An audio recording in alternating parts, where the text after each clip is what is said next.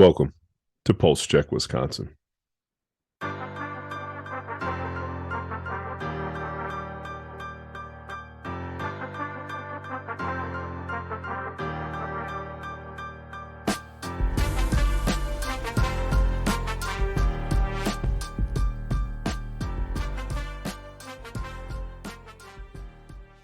What's up? What's up? What's up? How's everybody doing?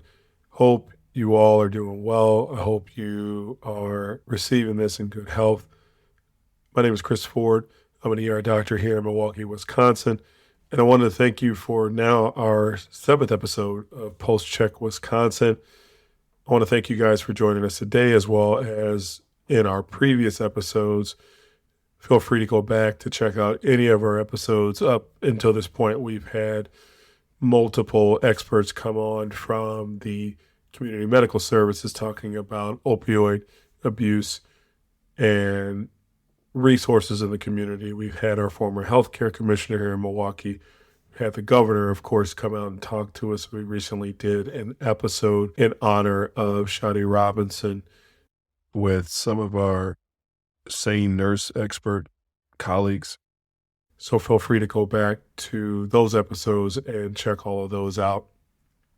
Today is going to be no different. We have a great guest with us to discuss another topic that is prudent to your health here in Wisconsin as well as in the city of Milwaukee. So with that being said, no further ado, let's get started with our case.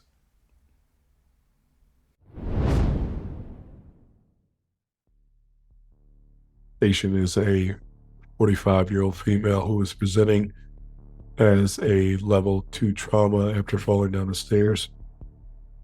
Report is that the patient was at home and fell down a number of stairs.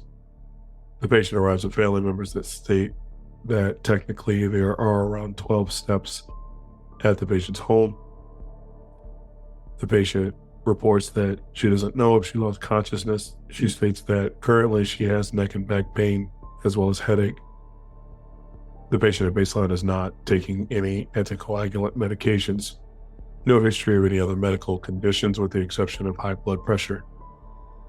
No history of any bleeding or clotting disorder. Examination of the patient from head to toe reveals that she has a hematoma or a large bruise over the forehead. The patient has some tenderness and palpation along the cervical spine, which is the top of the spine. She has no significant tenderness to the chest wall or to the abdomen. The patient has no signs of deformity of the upper or lower extremities. The patient has no significant bruising noted throughout with the exception of the forehead. As such, the patient was taken a CT scan. We ended up getting what's called a non-contrast CT scan, which is a picture of the brain. There's no signs of any bleeding identified.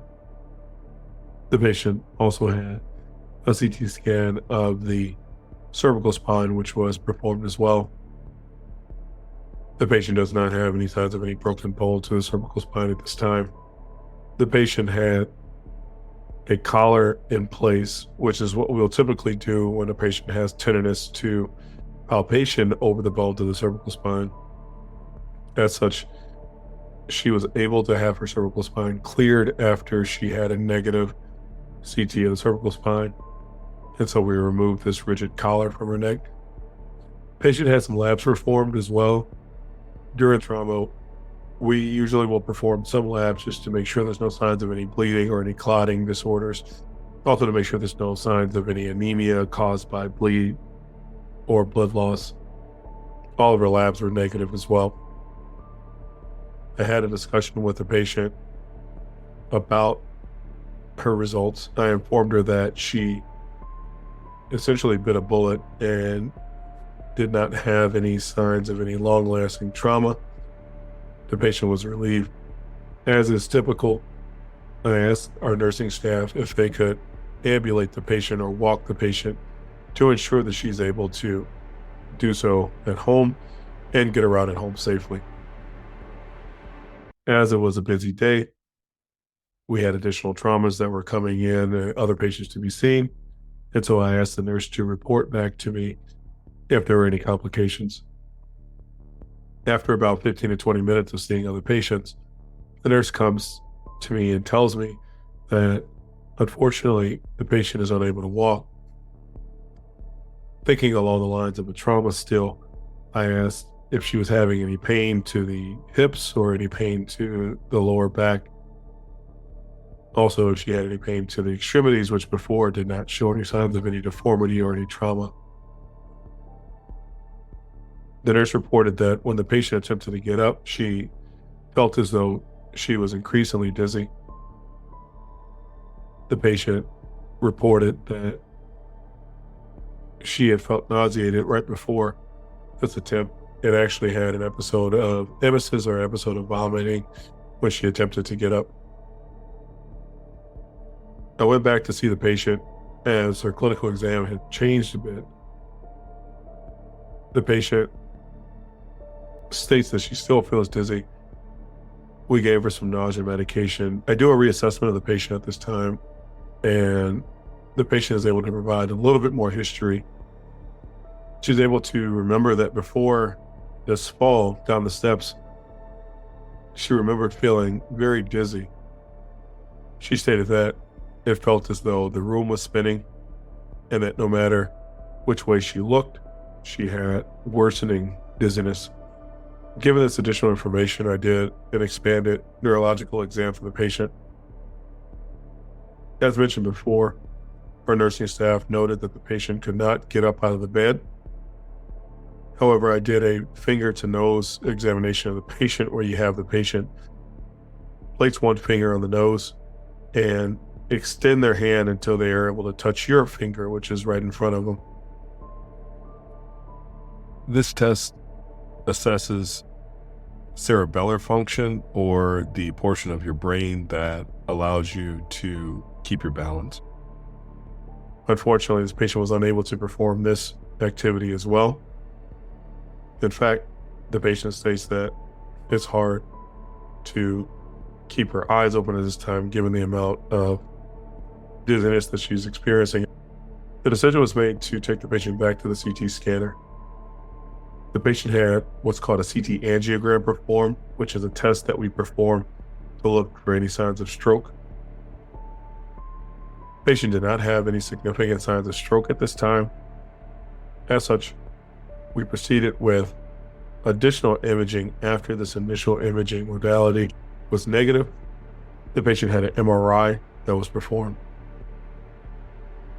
The MRI was in fact abnormal for this patient. In fact, the patient had what we found out was the eventual diagnosis, which was a posterior stroke. So this case was an interesting case in that it was two different presentations wrapped up in one. It's not atypical that we see this in emergency medicine, and is probably one of the things in emergency medicine that I love the most, in that if something isn't fitting or if you feel like you need a little bit more information, the patients are still in the emergency department. And at any point in time, you can go back, a rapid assessment of the patient in the moment, as is typical in the cases of trauma, usually, especially in trauma centers in which this case occurred. There is a very precise way that we go about trauma assessment in order to avoid missing any injuries. The system that we utilize is called ATLS, which stands for Advanced Trauma Life Support. And in this, we use guidelines that are standardized throughout the country, again, in order to prevent missing any injury modalities, as well as to standardize our care so that if you go and receive a trauma assessment in Maine, your trauma assessment will be the same as it is here in Wisconsin. So in this patient's case, she received a full trauma assessment from head to toe. We do what's called a primary assessment that will determine if there's any abnormalities in your breathing or in your circulation or in your airway, all those things that we call the ABCs of medicine. So initially, we start out with the ABCs, which is included in that primary assessment, and we look out for any injury modalities to the airway, to your breathing, to make sure the lungs are functioning adequately, as well as to make sure there's no deficits in circulation. After that assessment, we'll take a look at your overall picture to ensure that there's no signs of any trauma that we need to address before we do any additional workup or any additional imaging in this case.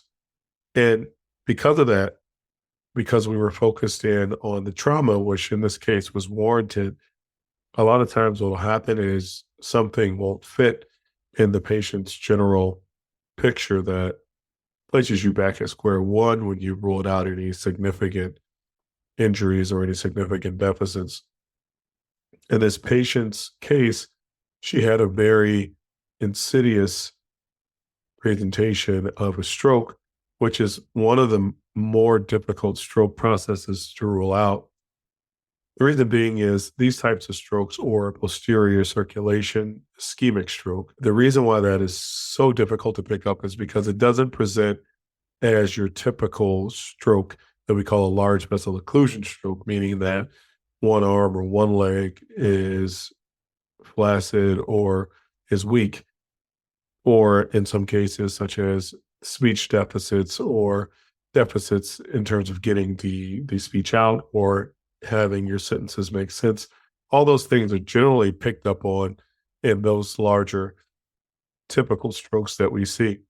However, in these cases of posterior infarcts, a lot of times the only deficit that is picked up is that feeling of dizziness or that feeling of unsteadiness when the patient goes to stand up.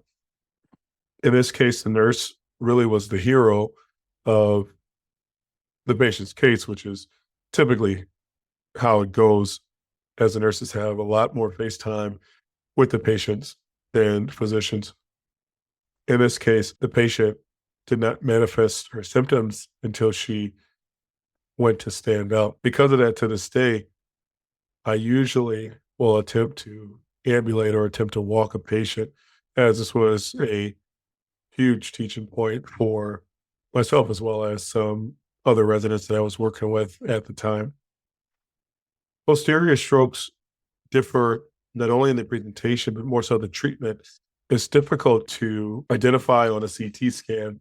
A lot of times you have to do an MRI in order to pick this up, as it's a little bit better at picking up the posterior circulation or the blood flow to the back of the brain.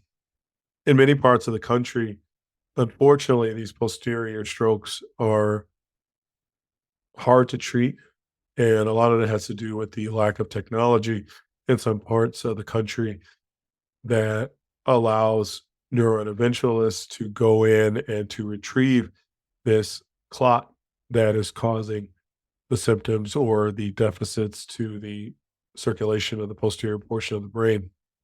However, in the state of Wisconsin, we're very fortunate to have multiple neurointerventionalists that are able to go in through a vessel in, let's say, your forearm or your groin in order to go after these posterior circulatory infarcts. And because of that, we're very fortunate and very grateful for the work that is able to be performed here in the state. In this patient's case, they were able to do this intervention and were able to retrieve a relatively large clot in the posterior portion of the brain. Following this procedure, the patient had a great outcome. She was able to ambulate. She no longer had that nausea and that ataxia, meaning kind of falling all over yourself. She was not experiencing any of that. It was able to return to a pre-stroke quality of life following. Usually in these cases, the patients will have follow-up and will also have medications that they'll be placed on to avoid future strokes. In this patient's case, she was admitted to the hospital, of course, after the stroke. An additional workup was done to determine if she had any dysrhythmias, meaning rhythms of the heart that could predispose her to a stroke over time, such as atrial fibrillation. She was able to have an echo or an ultrasound of the heart performed to determine if there are any valvular abnormalities or any anatomical abnormalities of the heart. And eventually the patient was placed on antiplatelet medications such as aspirin and Plavix over time to, again, prevent her risk for a stroke in the future. With that being said, I wanted to introduce our next expert that we've invited out to interview today. His name is Dr. Will Taylor. Dr. Will Taylor is a neurohospitalist here in Milwaukee, Wisconsin. He is a tremendous colleague to work with. I can't say enough great things about him. At any point in time, whenever I have a stroke case or a neurological case, Will is always available to talk it over with you, to come down and assess the patient. And neurologists like himself, as well as neurologists such as Dr. Borders and also Dr. George Morris here in Milwaukee, are an invaluable portion of our interdisciplinary team. So with that being said, I'm very excited to introduce Dr. Will Taylor. I think we're going to get a lot of good advice from him, and hope you enjoy.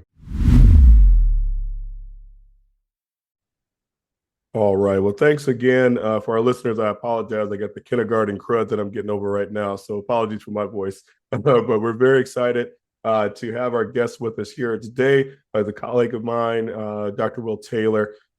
Before we get into it, Will, can you give us your current title and what your role is? Yeah, Will Taylor. I'm a neurologist. I'm technically a neurohospitalist, which is an inpatient neurologist. I'm also the medical director of the neurosciences service line for Ascension, Wisconsin.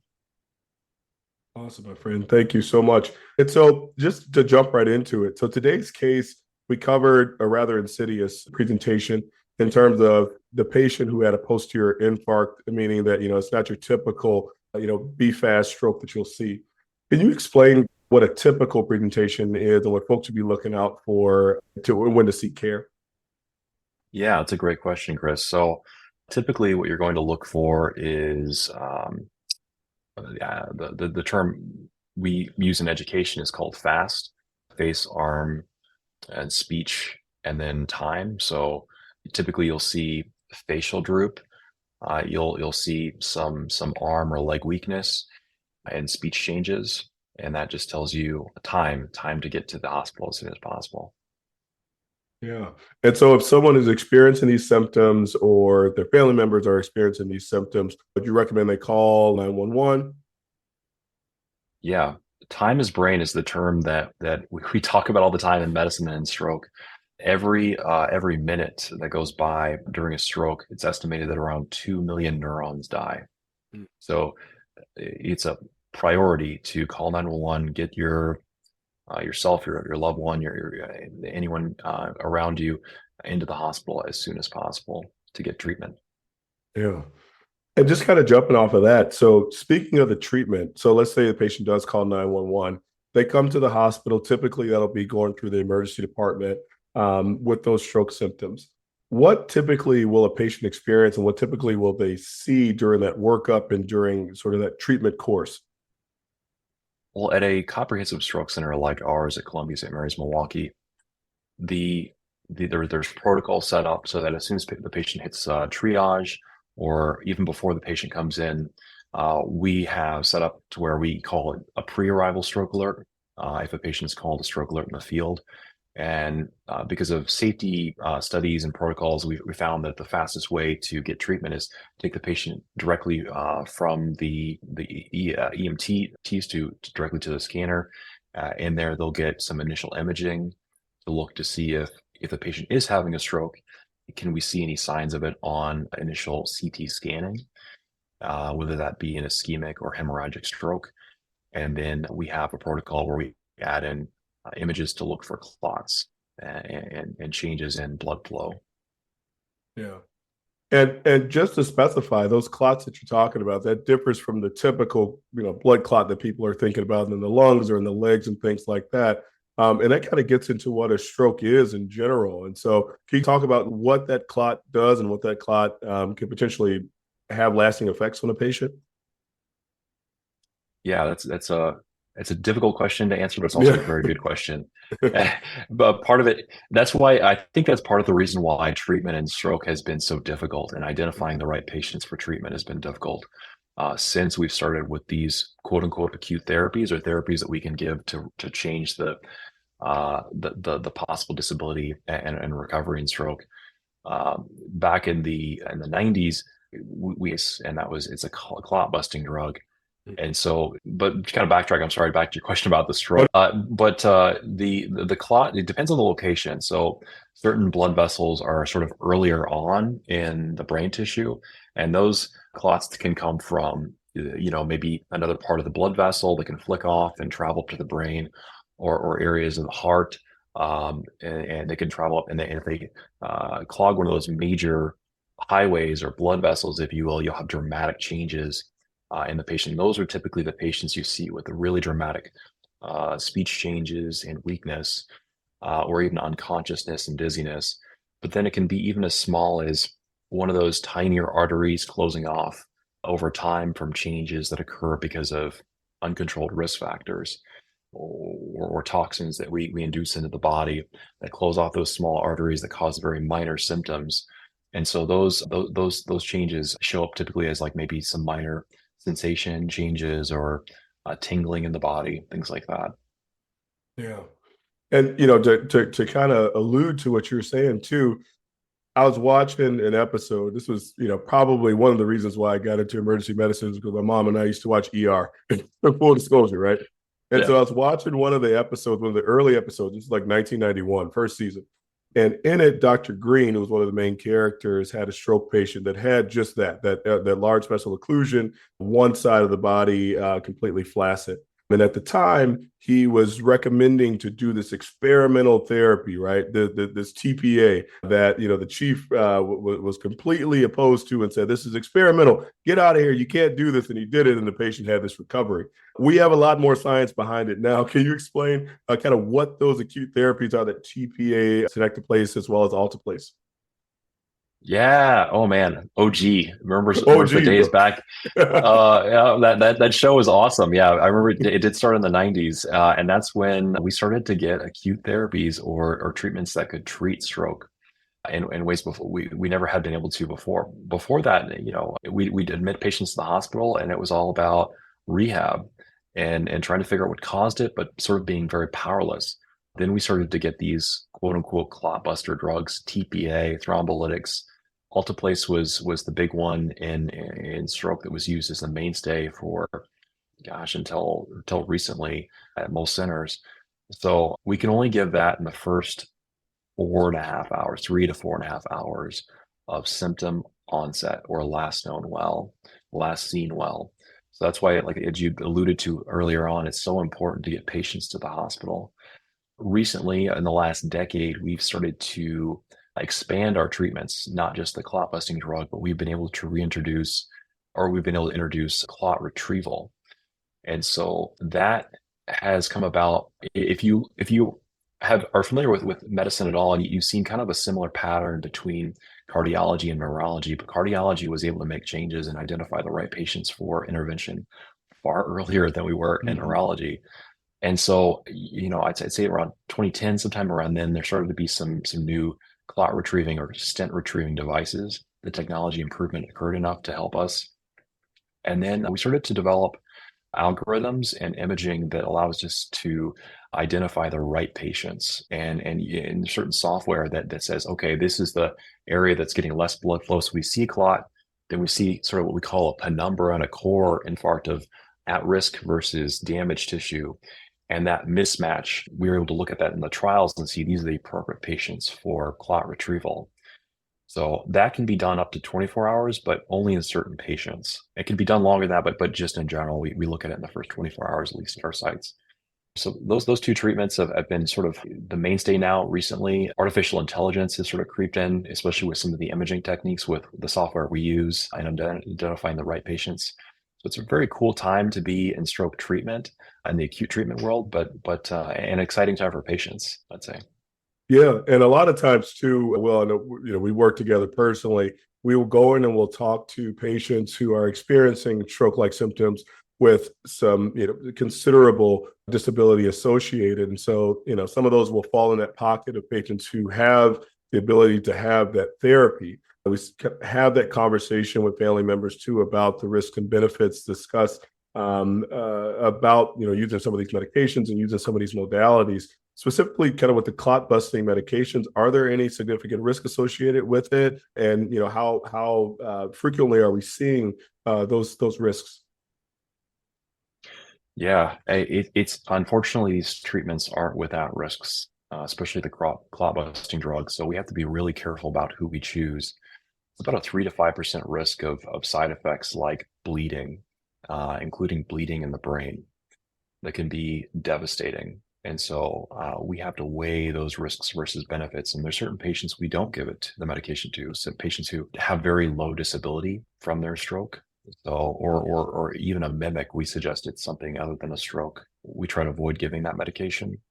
And even the thrombectomy or the clot retrieval also has risks as well.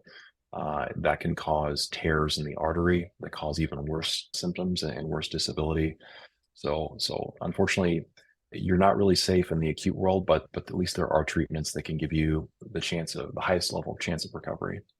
Exactly. And, like you said, a lot of this too is kind of weighing the risks and benefits. And a lot of, just for context, for folks who aren't medical, as we said before, when it was first introduced in the early 90s, this is almost 30 years plus of data and studies, trials that have been utilized in order to see what would be the risk benefit associated with patients and what patients fall into a bucket of patients that are going to be a higher risk. And so this isn't anything kind of knee jerk. This isn't anything experimental. This is potentially, debilitation saving therapy for some patients that we will definitely have discussions with the family as well as the patient too, to decide, if they want to take that risk and if they want to also take the chance of benefiting from those therapies. So one of the reasons for starting the show, as we talked about a little bit on the onset, is to kind of highlight some of the healthcare disparities that affect people disproportionately. There was a recent article that looked at all that data that we talked about before. Kind of these studies have been going on for years now, but particularly during the pandemic, there was a study that came out by the CDC that was a stroke mortality assessment that outlined increased mortality in African American populations as compared to Caucasian cohorts in terms of stroke. What are some of the factors that you believe are associated with this glaring data that we have from that study? That's a great question. So I think there's really some key pieces to that. Race and ethnicity, as you've alluded to, are key parts of that. Socioeconomic status, geography, gender, education and awareness, and even ties into that insurance status. So kind of looking at patients' race and ethnicity. African Americans and Hispanic Americans have a higher incidence of stroke compared to white Americans. African Americans in particular suffer higher mortality rates and worse outcomes after a stroke. Stroke severity tends to be more severe and occur at earlier stages in African Americans and Hispanics. And these groups are also unfortunately more likely to have recurrent stroke. And within the socioeconomic factor, you have access to care. So individuals from lower socioeconomic backgrounds often have less access to healthcare services, which can delay diagnosis and treatment of stroke.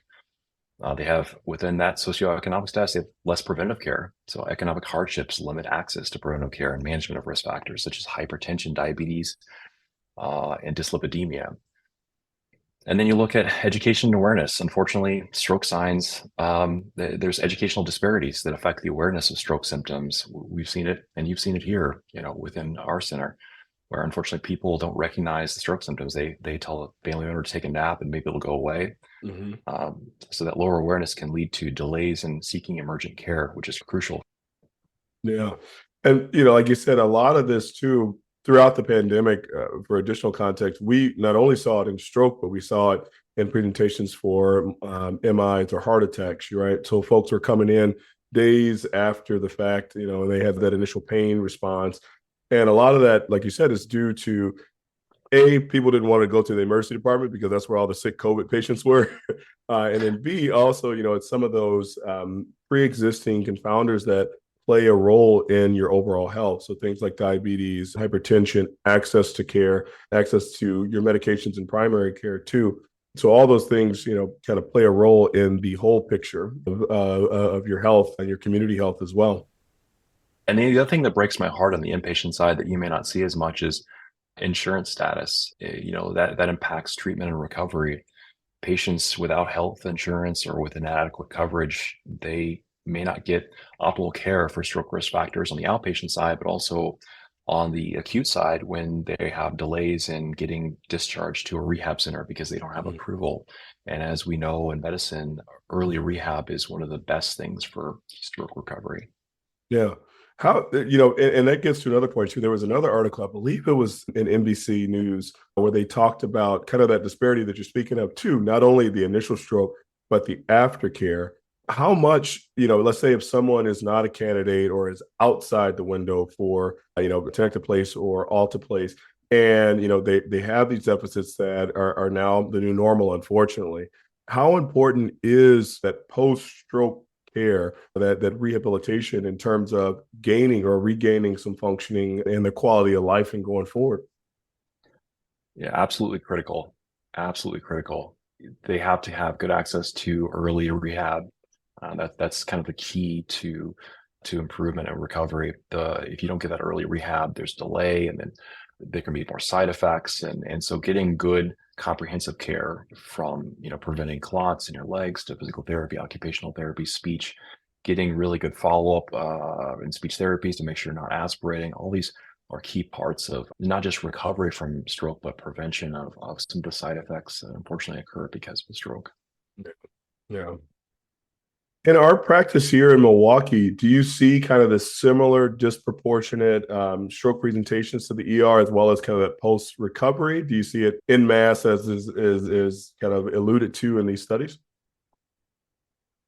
I see it is an interesting area in Columbia St. Mary's, Milwaukee, because you have this change, you have this big shift between a very wealthy area on the east side and then the west.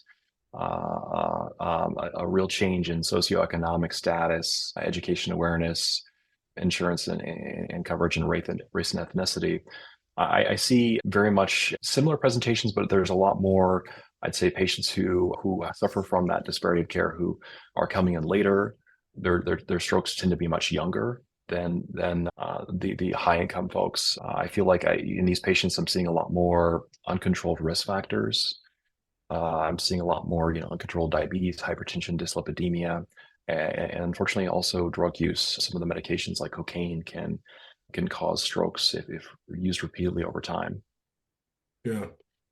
And, that kind of brings us to our next point too. How do those things play a role? So like blood pressure, for instance, diabetes and other chronic illnesses, how does that contribute to your risk over time? And does it exponentially put you in a cohort of patients that is going to be at higher risk for stroke? Yeah, the education. This is such an important question because talking about these and talking about them until I'm blue in the face is something I like doing. Because as an inpatient as a neurohospitalist, and you, Dr. Ford, we see the patient when the disease is already hit. Right. And so much of it I would love to be able to change before they get to us, because that's really when the magic happens, if you will. So control blood pressure. Every time I talk to patients, I always talk about blood pressure. It's high blood pressure is the leading cause of stroke. Regular monitoring and effective management of it through diet, exercise, and medications can significantly reduce your stroke risk. Cholesterol, so diet and medication, high cholesterol can lead up to fatty deposits in your arteries, increasing your stroke risk. Managing diabetes, so controlling your blood sugar. Keeping diabetes under control is crucial, as high sugar damages the blood vessels over time, making clots more likely. So regular monitoring and treatment is essential. Maintaining a healthy weight. This kind of ties back into diet, exercise, cholesterol, hypertension. So the diet I talk about with my patients is the Mediterranean diet. That's really critical. It's one of the diets that can reduce your risk of heart attack and stroke. But just being overweight contributes to other stroke risk factors such as high blood pressure and diabetes. So maintaining a healthy weight is important. Increasing physical activity, regular physical activity can tie into those other risk factors. Quitting smoking is extremely important. Limiting your alcohol intake, especially in a city like Milwaukee, and then just treating atrial fibrillation, some heart rhythm management, managing sleep apnea, things like that, and just getting regular medical checkups. So I talk to all my patients about establishing a relationship with a primary care physician. That alone, I think, can mitigate a lot of these, because then you'll tie back in and they'll talk about blood pressure and all the other key issues in preventing stroke. Yep. And, I think exactly, you hit the nail on the head, right? So, like you said, we see a lot of times that initial presentation where, like you said, the stroke process is complete. You have, the extremis of the presentation or the disease process, but it's that old adage, right? That ounce of prevention. And so I can't express more and more how important it is to establish primary care, to get those regular checkups. Because having a primary doctor really will tie you into all those things, as Dr. Taylor alluded to, kind of having that compliance with your medication, especially if you have disease processes such as atrial fibrillation, being on anticoagulants, making sure that your heart rate is controlled. Those things, I believe it was Kareem Abdul-Jabbar recently did a PSA about atrial fibrillation. And he talked about, how it increases your risk, up to 15-fold for having things like stroke if it's uncontrolled. And so I think kind of driving that home for folks is something that can really be key, because a lot of times atrial fibrillation can be kind of under the surface and you're not feeling it and you're just kind of hanging out and everything is fine until it's not. Yeah, Absolutely. Yeah, atrial fibrillation is one of those conditions it's really critical to get plugged in with a cardiologist or an electrophysiologist, because you get heart remodeling from that, heart failure, stroke, another critical condition. Yeah. Yeah, and it kind of brings it back to the other point too, as you said, too, with that glaring disparity here in the city of Milwaukee, you kind of have a tale of two cities. So we got a lot of work to do on our end in terms of trying to even that playing field for, the access to primary care, as well as the ability for folks to get to their primary doctors and also afford their medication and having insurance that will cover these. It's all this, you got a lot of work to do. It's one of those, Milwaukee, like many urban areas, has significant health disparities that I feel like are just this complex interplay of all these factors: racial and ethnic disparities, access to healthcare, socioeconomic disparities, food deserts, air quality, and then COVID-19. You talked about that earlier. It just, I think we all saw it just highlighted and intensified existing health disparities in Milwaukee. Yeah. It's really unfortunate. Yeah. I gave a lecture at the beginning of the pandemic to MPS, and a lot of parents had like, how is COVID causing this? How it's like COVID didn't cause all these problems. It's just highlighting it. It's putting it, on the podium for everyone to see. And like you said, it's unfortunate, and some folks are still experiencing both physical as well as mental effects from COVID, as well as some of the glaring disparities that have been exacerbated because of it. So we're going to keep pressing on, though. We're going to keep efforts like this to kind of get the message out and see if we can get the folks in power to make a move. So one of the things I wanted to touch on was the difference between what folks commonly call a mini stroke. What is the difference between that mini stroke and sort of that fulminant stroke, the stroke when you're having that large vessel occlusion, one side of your body numb, unable to speak, et cetera? How do those two differ, and are they related at all? Yes, that is an excellent question. So when people talk about a mini stroke, they're typically talking about a transient ischemic attack, or maybe just a minor stroke. So it's important, they all tie into each other. I think that's definitely critical, in that once you have a stroke, your highest risk of another stroke is within the first couple of weeks from that stroke. That's another reason why, even if you had a mini stroke, you still got to get treatment and get the right medications. So let's just break down a couple of the terms. So transient ischemic attack, what that means is that the patient has had symptoms, but less than 24 hours, and there's no evidence of damage on neuroimaging. And the neuroimaging I'm talking about is MRI. So basically the patient will have some very brief speech changes or brief vision loss or brief, weakness in their body, and that'll go away completely, complete resolution. It's still extremely important to treat those, like I said, because once you have a TIA, transient ischemic attack, or even ischemic stroke, a full stroke, your highest risk of recurrent stroke is within those first couple of weeks. So then you got your TIA or transient ischemic attack. Then the more severe version of that is sort of maybe a mini stroke. And that can be sort of a very small stroke within the brain that occurs. It's in a small territory that affects just very isolated symptoms, maybe just simply your facial weakness, and then all the way to a larger stroke. Those can be things that where it blocks one of those major arteries, as we talked about earlier on, that controls a vast amount of brain territory. And those strokes can be absolutely debilitating, and even there's a danger of death with those, unfortunately. So those can cause patients to unfortunately require 24-hour care, feeding tube, things like that. So even like just to highlight, even though a lot of folks said, "Oh, it's just a mini stroke. I had this." I can't tell you how many patients I've seen that said, "I had a history of mini stroke. That's about it. It wasn't a full stroke." These things are really are still pretty significant. It's not anything you should dismiss. Oh, exactly. No, absolutely not. Well, and the thing that I think is important to highlight too with these, quote unquote mini strokes, is that by the time you're at that point, your body has sustained a significant amount of damage from time, hypertension, the remodeling of those tiny arteries, or maybe you had atrial fibrillation, you threw a clot, but it broke up. Well, you still got to seek treatment. You can't just ignore that. And if you do, unfortunately, it could be disastrous the next time it occurs.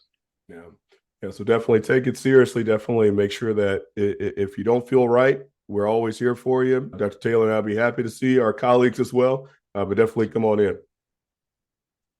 Well, Dr. Taylor, I want to thank you again for your time here. Just to kind of wrap it up, are there any, tips, tricks, anything that you want to leave our listeners with to how to help reduce their risk for stroke?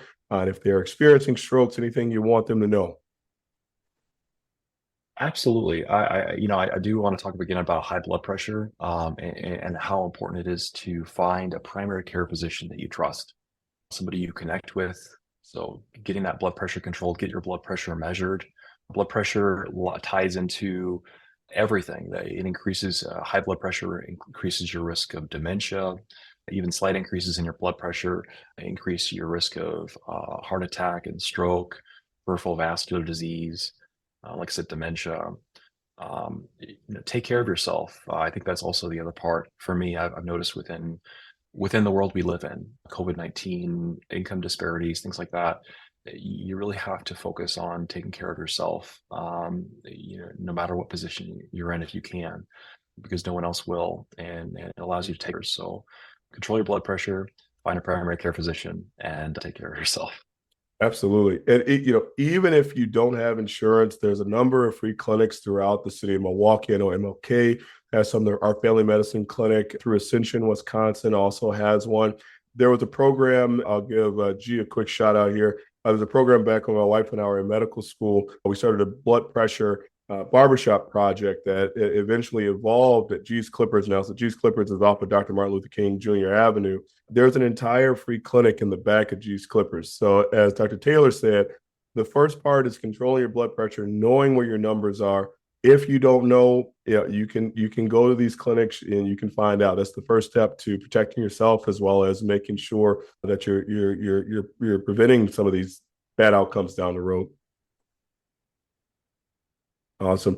Well, Dr. Taylor, I want to thank you so much again. I'm sure I'll see you around the hospital pretty soon. So thanks again for coming out, and I hope your day goes well. Absolutely. Absolute pleasure. I think what you're doing is extremely important. Education is extremely important. I feel like it's good for the soul, especially as people who provide emergent care, to get the education out there to prevent people from coming up to us. We want to reduce our business. Yeah, the goal is to be out of business, right? Yes, sir. All right, my friend. Thank you very much. All right, have a good one. All right, brother. So that's it. So I want to thank Dr. Taylor for joining us today and giving us some really good information about stroke prevention, as well as what to do and what to expect when you're at the emergency department is very important if you're demonstrating any signs of stroke, or if you have any concerns about a family member, to proceed directly to an emergency department or call 911. Feel free to look at any of the information provided with this episode on the show notes regarding strokes, as well as the importance of establishing primary care and how that prevents you from manifesting strokes in the long run.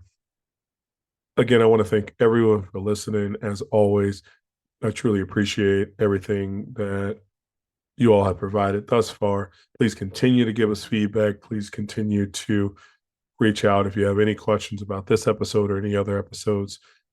We always are interested in your show ideas. Feel free to let us know. As always, take care of yourselves, take care of each other. And if you need me, come and see me.